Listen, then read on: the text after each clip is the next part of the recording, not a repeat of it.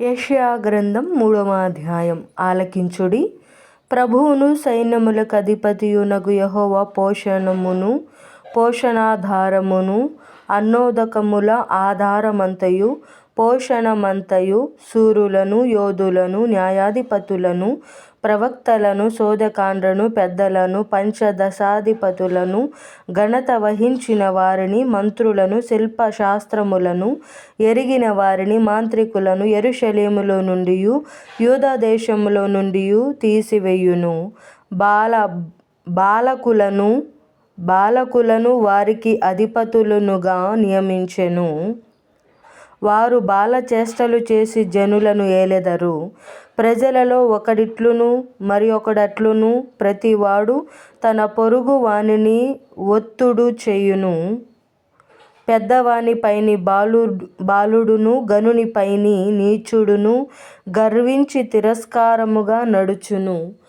ఒకడు తన తండ్రి ఇంట తన సహోదరుని పట్టుకొని, నీకు వస్త్రము కలదు, నీవు మా మీద అధిపతివై యుందువు, ఈ పాడు స్థలము నీ వశమునుండనిమ్మను. అతడు ఆ దినమున కేక వేసి, నేను సంరక్షణ కర్తనుగా ఉండనొల్లను, నా ఇంట ఆహారమేమియూ లేదు, వస్త్రమేమియూ లేదు, నన్ను జనాధిపతిగా నియమింపరాదనును. యెరూషలేము పాడైపోయెను, యూదా నాశనమాయెను. యెహోవా మహిమగల దృష్టికి తిరుగుబాటు చేయునంతగా వారి మాటలును క్రియలును ఆయనకు ప్రతికూలముగా ఉన్నవి. వారి ముఖలక్షణమే వారి మీద సాక్ష్యమిచ్చును. తమ పాపమును మరుగు చేయక సొదొమ వారి వలె దాన్ని బయలుపరచుదురు. తమకు తామే వారు కీడు చేసుకొని ఉన్నారు, వారికి శ్రమ.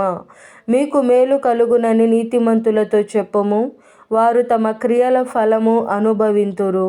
దుష్టులకు శ్రమ, వారి క్రియల ఫలము వారికి కలుగును. నా ప్రజల విషయమై నేనేమందును? బాలురు వారిని బాధపెట్టుచున్నారు, స్త్రీలు వారిని ఏలుచున్నారు.